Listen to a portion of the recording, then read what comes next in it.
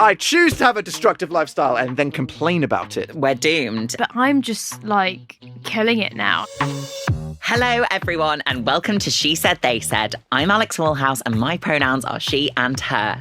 And my pronouns are they and them. I'm Shivani Dave, but I don't mind what you call me, so long as you do. This is the podcast from Mermaids where nothing is off the table, but we get to decide what's on it. That's right. Here on this podcast, we speak to people across the whole LGBTQ plus spectrum, including trans, non-binary and gender diverse voices, as well as some dear allies, asking them to break it down. Break it down like a DJ. If they want, they can do, but they can also break down the latest news and goss and help us answer the listeners' questions. So who's spinning the discs today, Alex? Hopefully there will be no discs spinning at all. Joining us today is author and YouTube icon Daniel Howell. Dan, can you tell us your pronouns? Hi, I'm Dan, and I can go as a he, him, or whatever you want to call me, as long as you don't call me, because I have severe social anxiety and I don't like people. Yay! Hi. Welcome. I would have said that you could have said DJ, because my name is Daniel James, so That's I'm quite cool. literally DJ Howell. Yeah. Let's redo the intro. Except Yeah. I'm not cool. Well, now, as usual, we need to embarrass you by saying how amazing you are. So, as you are a socially anxious person, feel free to look away now. Okay, I'll just dive out the window. Bye. You uploaded your first ever video in 2009 titled Hello Internet and made comedy vlogs and sketches about your life. Since then, and at the time of this recording, you have 6.3 million subscribers.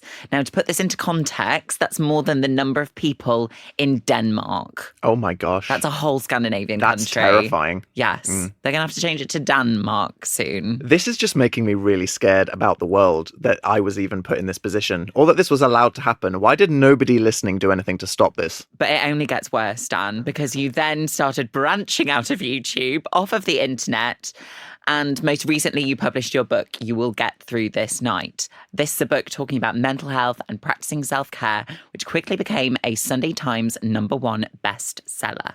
You are no doubt an internet icon and an all-round gem, and we are super excited to have you on the show. I had to buy so many copies of my own book to get that chart position, so I would just want to say thank you. If you want to give me a copy that's signed, that's got a £50 note slipped into it, I'm into that. I'll do that. Cool, thank you. Cool. Can we just clarify, is it Dan or Daniel? I mean, whatever you want. I kind of people at school used to call me Dan, which is why I was like, we're not on casual terms. You can't call me that. But no one who likes to say Daniel? It's so formal. It's so long. The only people that call me Daniel are my parents or people that I put my name down as Daniel and then they introduce me because they don't know me. But then that disappears after 5 minutes. Yeah. So it's this thing where I have to accept that I'm just Dan Ho. You're Dan. Dan the man. Yeah. Yeah, that's nice. Dan the man. Yeah. Dan the man with a plan. I have never had a plan. Dan the I never Dan will. the man with no plan. And what is a man? Wow. There's no man, there's no plan. There's no Dan. Wow, Yeah. gosh. Wait, you're right here in front of us, aren't you? Am I? This is a hologram. Do you remember when they were going to do holograms of dead artists? I think they've say done that. they, but who The- is the they? people. The Yeah. people. But I feel like that's really fallen off. I would do that for myself, though. I mean, just to my friends and family. If it was Yeah. really good, they'd be like, can you come home for Christmas? And I'd be like, you can speak to me on Zoom, just kind of popping up at the dinner table. But if it means that I get to wear what I want and not have to speak to grandma and correct her when she says that thing that she doesn't mean to say bad, but it comes out really bad. And you're like, oh, I love you. And I know you mean well, but yikes. Then that's a great situation for me. I just want to update you on something that we were talking about last week. Our lovely listeners will be delighted to know that last episode we spoke to Sarah O'Connell, who was wonderful, wasn't she, Alex? Definitely. We had a nice chat about the fact that there were no queer superheroes. And since then, with the power of She Said, They Said, the rumours are true. It's out there for everyone to know. Robin is bisexual. As in Batman and Robin. I like this because, I mean, here's the thing. We're saying there's never been a gay superhero. I mean, there probably has been. It's just that, history likes to hide the fact that anyone is any kind of queer throughout history. And who knows who any of the people that ever designed comic book characters that wrote these comic books wanted to put parts of themselves or to make better representation in things, but they just weren't given the opportunity, or they thought, it's the 80s, this is too controversial. Whereas now's the time where they're gone, okay, it's too late. we need to do it. Let's do it now. And they did it in a really great way. I don't know if you read it. No, I haven't. I hadn't read like 700 issues of this comic. I saw photos that they posted on Twitter and I was crying. Fair. Oh my Here's gosh. little Robin having a little gay moment. And What was his gay moment? I think he was adventuring with this guy and then he had these angsty feelings. It was very like teen angst because, you know, it's Robin. And they was like, wait a minute, do I have feelings for this other boy? And I was like, this is like a nice pop culture moment, but we all know is actually going to save lives, probably. It's that little bit of representation where someone goes, okay, if you're 7 and you're reading that, you just go, it is normal for this boy to have feelings for this other boy, and there is nothing interesting about that. It's just this person's experience, and that is really, really beautiful. I agree. I'm here for it. No, I think that's really sweet. I think you've summed it up perfectly. It's something that has probably almost definitely happened. I'm 100% sure that Harley Quinn is gay, especially in the version that was performed by Margot Robbie, because that's just my fantasy. Exactly. Your headcanon is real. Yes. We all know that you're the truth here today. So that's manifested. That is confirmed. Confirmed right here. To move on slightly, rather than talking about what's going on in my head, let's talk about what's going on in the real world. Yes. Because Dan, you seem to be a guy with no plan, but a pretty good idea on what other people's plans are panning out to be. Mm-hmm. So I'm going to talk about celebrities that are not bathing. Have you heard about this? I saw one thing about this and I thought, not today.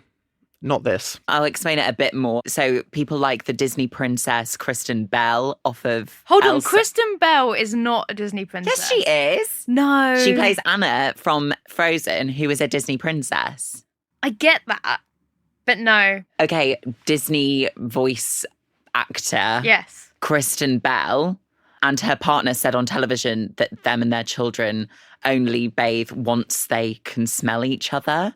Ooh. And then Jake Gyllenhaal said that more and more he finds that bathing to be less necessary. For who? Is that because people aren't leaving their houses? I don't know. Or have they all lost their sense of smell? I don't know. I just feel like it's becoming this new thing for, you know, super rich people. If you are super rich, you go to space, you call your kids Apple. You don't bathe. You don't bathe and you join Scientology. Like, those are the things. That's the path. Yes, basically. That's weird. I think that everyone has a basic duty to smell as lovely as they can all the time. I get nothing right in my life. I'm a mess, but I always smell okay. Do you want to just sniff me right now? Yeah. Oh, yeah. What's your Thank scent? you. That's What's your good. scent? I lost the lid like 3 years ago, so it's just a grey bottle. And I think that represents me spiritually quite a lot. So it's like an unknown grey liquid that kind of looks scary but smells a bit fruity. How would you describe the smell? Sexy. Okay, I said a bit fruity and you said sexy. That is me owning my sexuality right there. Thank you. Wow. Yeah. Well, it's now coming out, like, celebrities are saying, I have the bravery to come out and say, I actually bathe a I lot. don't. Yeah. Yeah. They're like saying, like, I actually bathe a lot. Brave. Okay? Like, Brave. The Rock was like, I actually shower 3 times a day. Of course he does. He looks great. Yeah, he does. There's so much I bet he moisture on his smells skin. great. Oh, Yeah. God, I bet he smells amazing. Yeah. No, I agree. What celebrity do you think smells incredible? We talked about this last time. We actually Nigella did. Lawson. That is so important. Yes. Rihanna. Rihanna's known for smelling good and her perfume's sold out, like, straight away. I would so let Rihanna hit me with a car. Which era of Rihanna would you most like to hit you with the car? Is it like Rude Boy Rihanna? Surely it's Shut Up and Drive, Rihanna. If she's driving a car. Yeah, there's theme points for that one. Yeah. Ponder replay Rihanna. Taste. That's a good take. That skinny eyebrow that she had. Yeah, that's coming back in. Yeah, it's true. The last thing I want to see is a flash of a red wig and then just darkness. Well, they were always on the T-shirts of every teenage boy. That was a real thing. Yeah, they all wore pictures of Rihanna's face with red hair on it. And that was a gateway to a lot of people accepting their sexuality. They walked into Top Man and thought, Rihanna's pretty mainstream, I'll wear that. And next day they're stood on a table in a gay bar. That's okay. We love that journey for everyone who did that in 2008. Did you do that in 2008? I think I think I bought that T-shirt. Okay, what's next, Shivani? Sorry to bring the vibe down, but climate change is now in code red for humanity, according to the UN's Intergovernmental Panel on Climate Change. What a mouthful. We have seen videos going viral of the ocean literally on fire and the wildfires in Turkey and Greece. British firefighters have even gone to these countries to help put out fires. we're doomed and people need to do stuff about it. But it's not just about the sort of the individual bargaining power of the consumer. We need governments and large corporations to stop destroying the literally planet. setting the water on fire, because that's pretty hard to do, and they're doing it quite often. Yeah. And that's not right. It's a few corporations are literally causing more of the climate damage than like 75% of the entire human population. And I think instead of, because it's very easy to like turn into a doomer in a situation like this and be like, we're screwed, there's nothing to do. But I truly believe, and this applies to probably many of the things that we could discuss and you chat about on this podcast, that one day the olds will be too old, and then the us will be the olds, and then like the radical Zoomers will be the us, and then I kind of think everything will be better. If things don't implode in some kind of great war because of this generational clash like imminently soon, if we just ride that out, I think that it will be okay. So shout out to everyone listening. You got this. We need like a good 20 years of just hanging in by our fingernails. Yeah, hang in there, baby. Just being as annoying as possible, getting you Greta on, and then eventually there'll be no one for Greta to annoy, and it will just be Greta. How amazing is that going to be? That is inevitable. How great is that? It would be more like, instead of a Greta like, oh my god, guys, we need to save the planet, it would be like everybody just like cheering Greta on. She'd be performing at like a rock concert. Yeah. It'd be great because everyone would be on board with the message. What will Greta do when there's no more weird old white men to shout at? She will go on the biggest holiday ever. Like a local holiday. She'll go back to school because of all that school she's been. Yeah, she will cram. She'll headline Coachella or something, or Glastonbury. Right, I think we've exhausted this topic. So Greta's going back to school once the climate change crisis is over. Once that's settled, we've decided she's going to do her A-levels. Oh, and you're so good at segues. Thank you so much. You're going to throw me this watermelon and I'm going to smash it out the park. Because speaking of A-levels, I know it may not look like it, okay? But it's been a good few years since I was doing my A-levels. I know that I am still a fountain of youth. It's all the Botox. But recently, the A-level results and Scottish Highers came out. And it's been a record year as 45% of entries got A's or A stars. Now, what do you think, Shivani and Dan? Do you want to talk about this? No. Why not? Because it's the same thing. What else is there to say? Jeremy Clarkson tweeted something obnoxious about his car and how he failed his A-levels. Our people from private schools have ridiculously higher grades than everybody else because they're so privileged and they're so wealthy that they can just pay their way through lives.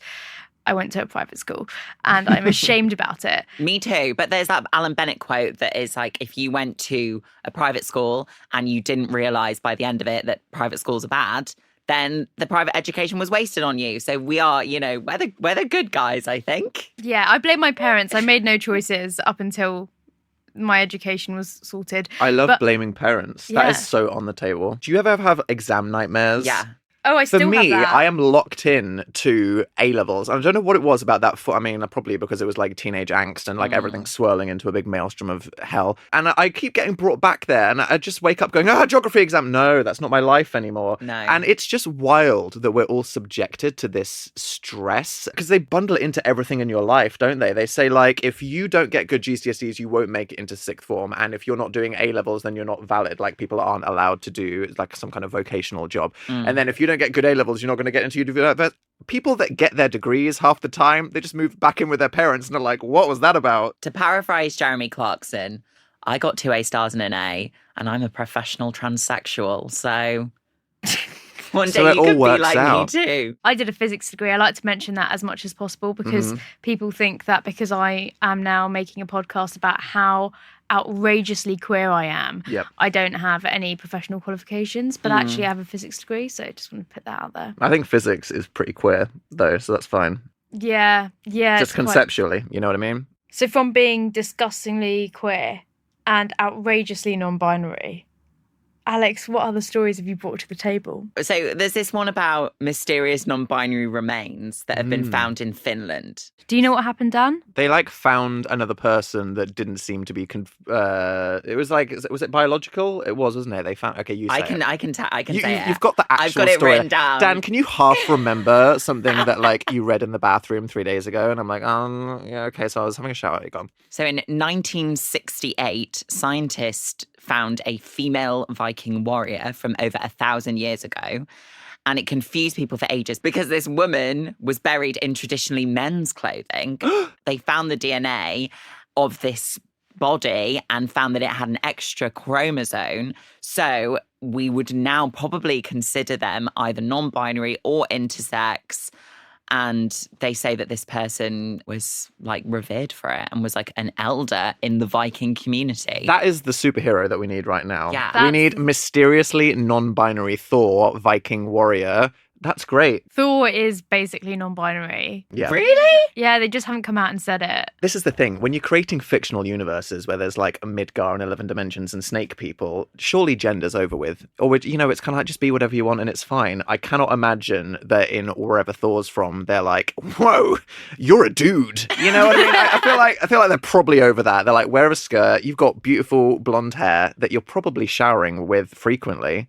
Oh, God, yeah. I bet it smells great. But can you imagine those poor historians in the 60s that found this confusing gender body and were just like, but what does this mean? It's just... And then there was it's a woman, but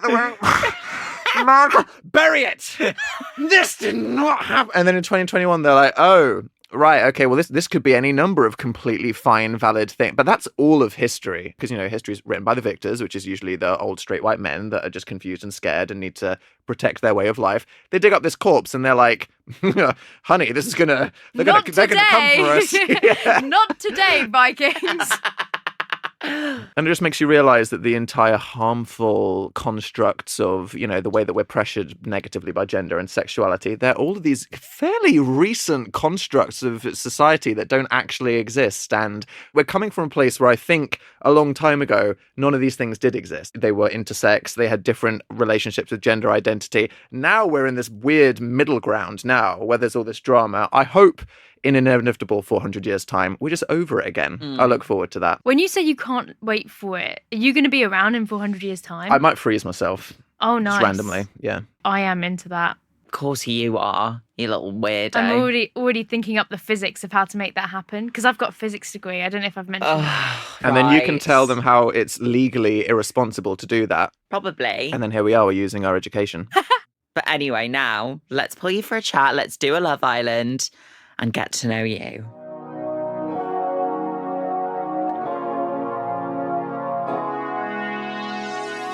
So let's get down to business. Brackets to defeat the Huns. That's a Milan reference for you all. For you kids there, so do keep it nice and modern. Milan came out in 1995. I know, exactly. I'm being ironic. So let's get down to business, Dan. And let's plug that new book of yours, You Will Get Through This Night. So I know that this book has 3 sections. The first one is This Night. The second one is Tomorrow Night. And the third section is Days After. And you wrote it with a psychologist, is that right? So tell me all about it. I mean, I think it's quite controversial in this days of, confused historians and climate change to be like, hey, maybe we should trust science. If I'm going to write this book about mental health, people might think, oh, Dan generally sounds like someone that knows what he's talking about. But I needed people to know that if I was giving people advice on how to look after their mental health, that they could actually trust what I said. So I had an amazing psychologist called Dr. Heather Bolton read everything that I wrote, which was often upsetting if I was like, here's 10 pages about how to look after your anxiety levels. And then she went, that's all wrong, delete. And then I cried in the bathtub for 2 hours. But if it got printed, that means it was good, which is the good thing. You don't want people that are younger than you to just have to go through the same things that you did if you feel like they don't have to. And what I learned completely by accident, just from talking about myself all the time on YouTube, is that so many people related to what I go through. And that is something that all queer people experience, that we all feel alone in the world for so many years until we see that first bit of representation, until we find these first communities on the internet, and then we go, oh my God, it's not just me. And you realized how much pain you could have been saved if someone told you something. So I literally set out to write the book about how to look after your health and your happiness that I wish I had read when I was 15. I feel like everything that I do is kind of a love letter to my younger self as well. Exactly. It's like what I wish someone had said to that little girl that was really confused and thought, that she was an alien. And it's like, no, you're completely fine. You're right. And often for yourself now. This book was really an experience in personally attacking myself. Because to give people advice on how to look after their own mental health, I had to realize every single thing that I was doing wrong and then deeply understand how flawed I am, which is a lot. And some of those flaws, I guess, came out in your YouTube Pride video this year, which was called Gay and Not Proud. And I think you talk in Controversial. that, and you talk that about internalized shame and things. What were some of the things that you explored? Gay and Proud is just one of those. I mean, do you remember the store, The Gap? Yes. When I was in the 90s, if you wore something from there, people at school would go, gay and proud. You realize the phrase gay and proud became this kind of like negative meme phrase that people would say. But then to completely internalize that from the age of when you're like 9, I was like, oh my God. This is terrible. Like I've been conditioned to think that the word gay is bad and to not be proud of myself. And when I got to making that thing on YouTube, the Gay and Not Proud thing, they said, okay, we want to make a series of videos that are all talking about pride. And they did an hour with Demi Lovato, which was amazing, and one with Elton John and Trixie Mattel. And they said, Dan, how do you want to talk about pride? And I thought, hey, if you want me to talk about this, I'm going to be real with you. It's not going to be a party. I'm going to really go into my past. And it was really quite difficult. And even talking about mental health, writing this book, I had to look back at my own life. And I think all of us, there's stages where we all have to unpack how we think and feel. And that's why I did the whole book thing in 3 stages. Because if you're trying to solve a problem, there's what you need to do immediately to make yourself feel better. There's the small changes you can do when you have the freedom to make a difference in your life. And then there's the long-term stuff. And just because you have that first negative thought doesn't mean that, one, it's even true.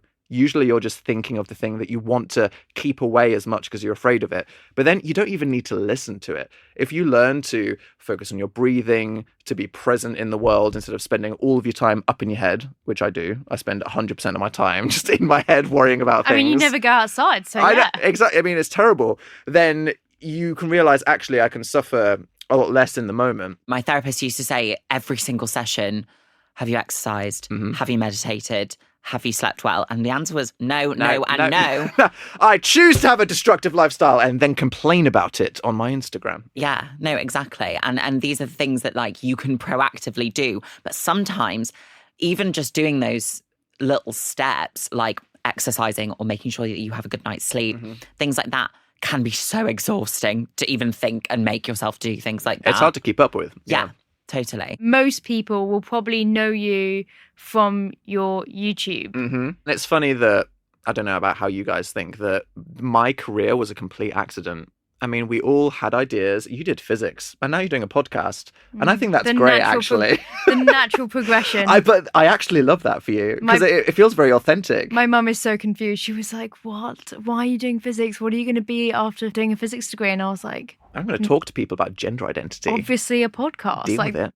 I was just talking about myself, admitting the funny, stupid things that I've done in my life to make other people laugh. And then this snowball accidentally rolled. And then when I started to realize, if I wasn't talking about my life on the internet, I don't think my personal growth journey would have even gotten to a point today where I'd be comfortable with my sexuality. And that's wild, how like my public life and me being creative and being forced to talk about myself forced me to go on my own growth journey to be comfortable with my sexuality, because it's still pretty new to me. Something that I kind of see in you that I've seen in other YouTubers is this whole thing that the goal of someone's YouTube career is kind of to get off it. I think that people, I mean, it depends, because 5 years ago, everyone was like, YouTube, like social media is not a job and it's not going to be a thing. And now we realize our grandmas are on Facebook and there's nothing we can do about it. That's the terrifying reality that we live in now. The thing we can do about it is we can leave Facebook.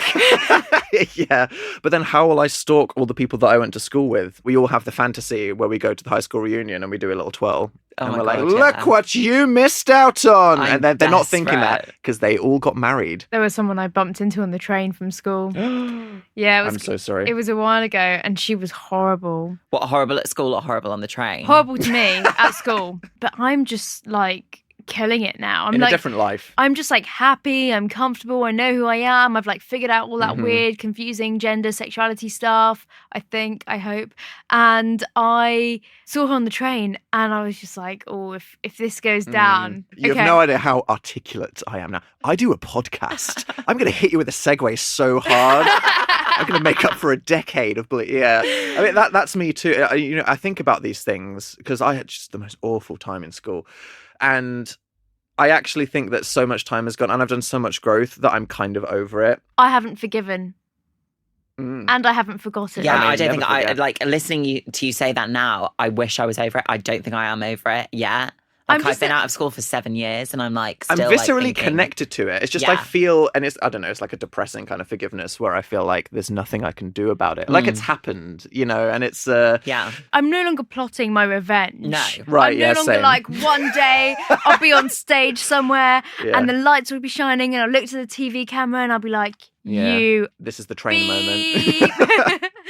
In times of looking back at our past and getting closure, we'll have these moments where we see people on the train. We won't always get the perfect moment of being on the stage. And that's why you have to kind of just come to peace with it yourself.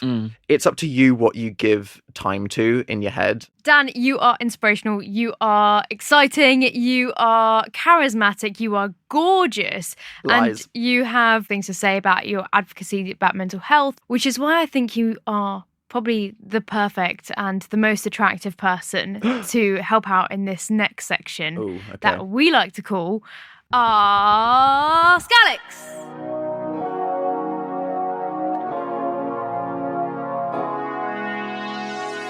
So I actually am trying to make a jingle for this. Are you? Yeah. And I scripted something, but I didn't bring the piece of paper with me. But I sent a voice note of it to producer Ellie. This is my audition. Asking Alex everything about stuff you want to know. Message us on Instagram and we'll ask her on the show. Like where to buy stuff like your gender-affirming clothes or who she thinks would win in a fight, lions or hippos. We're asking Alex everything about stuff you want to know. Message us on Instagram and we'll ask her on the show. They said, she said _ they said. You know what I mean?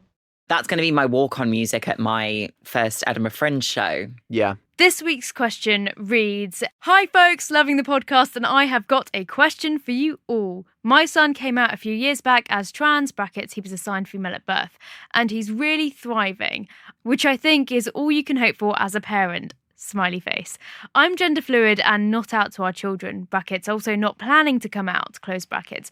But I'm interested in your views on how gender diverse children find having a parent who is also somewhere on the trans spectrum. How does this change things for them? So sweet. First of all, love that you've accepted your identity.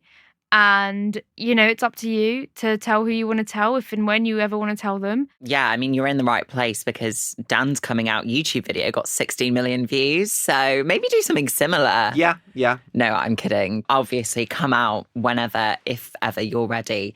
That's absolutely fine. And I think actually coming out or having that conversation with your son could open up a relationship that is new and that is exciting. I've found when people come out to their parents and they use this language that is very much specific to people in younger generations, that the parents that they come out to can find some resonance in those words and in those experiences, and have often had thoughts about their gender or about their sexuality. So this isn't something that I think is really uncommon. I think a lot of people may have this experience as well. When I came out to my mum and I was like, Mum, hey, I'm bi, and it didn't go well. But then years later, we're best friends now. She talks to me about sexuality stuff sometimes and she's just like, but everyone, fancies people of the same sex or the same gender. And I'm like, no, Mum. Yeah.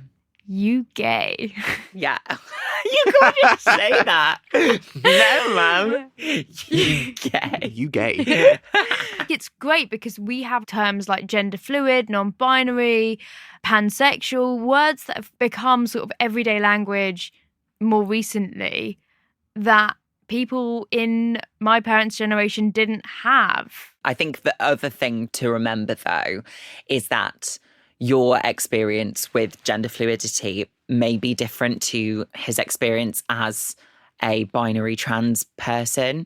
It sounds like they're already in a great position just to have a parent that is accepting. And I think that just from how that question was phrased, I think that everything's going to work out. I'm very happy for them. It sounds like you're doing a good job and your heart's in the right place. And that as long as you impart a message that however somebody wants to express themselves, to experiment, to identify, that you're going to be there for them, you're already doing that. Think about that about yourself as well. Exactly. I like to think that if I was going to have children, my like one rule in the house would be like, do what you want, just don't break the law or hurt anybody. And if you can't do that, then do what you want, just don't get caught breaking the law or hurt anybody. Oh my God. My children will be smoked down by the long arm of the law if they dare to ever trespass. Yeah, you're like, the only law you need to respect is physics. Oh my God. In this house. No. Gender, no. Crime, yes. Dimensional portals, stop. Put it down. Exactly. And if you've got any questions that you want to ask Alex, send them to our email at podcast@mermaidsuk.org.uk or slide into my DMs. This is just for you, Dan. Slide straight into my DMs personally. Is this to be on the podcast or... No, right, that's, okay. that's Sorry, just for just me. checking. Slide into our DMs on Instagram at @shesaid_theysaid. But sadly, play the violins, turn on the Hollywood rain, skip the ad, leave a like and comment because now we must say goodbye to you, Dan. Seriously, though, it's been an utter joy having you. And I just want to ask, where can people hear more about you and your latest projects? People should actively avoid me as much as they can. But if you want to feel personally attacked by me saying everything that's going wrong in my life, I'm just at Daniel Howell everywhere. Thank you and sorry in advance. I am already subbed to you. Thanks.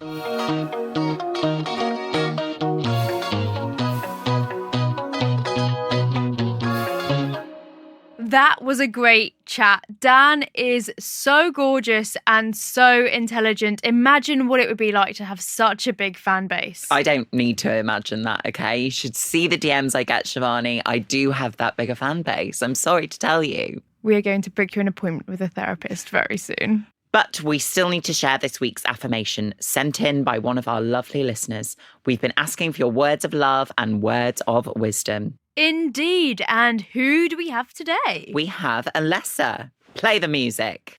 Hi, my name's Alessa. My pronouns are she, her, and I work in the operational side of Mermaids. To me, trans is beautiful. It's natural, it's human, and it's all I've ever known. It is who I am, and if it's who you are too, then you will make the world a better place by embracing that and by being loud and proud. Trans people bring a unique perspective to those around them, which in turn feeds positivity in the community, and it helps humanity just as much as anybody else, ever. You deserve your happy little place in life solely as the person you were born to be. You deserve love, respect and admiration, not only from others, but importantly from yourself too. Times can often feel tough through transition, but know that what you're experiencing is a path well travelled by many for centuries. You're not walking it alone. You aren't the first, and you will definitely not be the last. Any pain suffered along the way is temporary, but love is forever. So celebrate that love. Celebrate it by accepting who you are, by being you. Don't be scared to let loved ones in to do the same. And at the end of the day, why not have some fun too? You deserve it. You are awesome. Oh, thank you so much, Alessa. That's absolutely gorgeous. That's made me so emotional. Yeah, no, I'm like, that's making me tear up a bit. I'm welling up, yeah. Yeah, absolutely lovely. What Alessa has just said there is basically everything that any trans, non-binary, gender diverse kid who's out there feeling alone just needs to hear. Yeah, and if you want to send us a message as well, please record a voice note on your phone and email it over to podcast@mermaidsuk.org.uk for a chance to be featured on this podcast. Well, that's all for this episode of She Said, They Said. Thank you for listening. And as always, do check out our Instagram, shesaid_theysaid, for updates and opportunities to send in your questions and voice notes. I've been your hostess, Alex Woolhouse. And I've been your mostess, Shivani Dave. See you next week. Bye. Bye.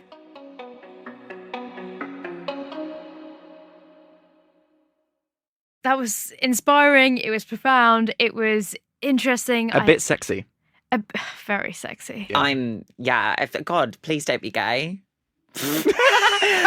Okay, no, I'm kidding. I love you and your gayness. Thank you for saying please don't be gay in the best way that I have personally heard that. You've really turned, like me turning gay and proud around for myself, you just turned around like don't be gay around. So thank you. Alex, you're so getting cancelled for that phrase. Totally fair. Cancel me. That's Cancel me. I'm okay. done.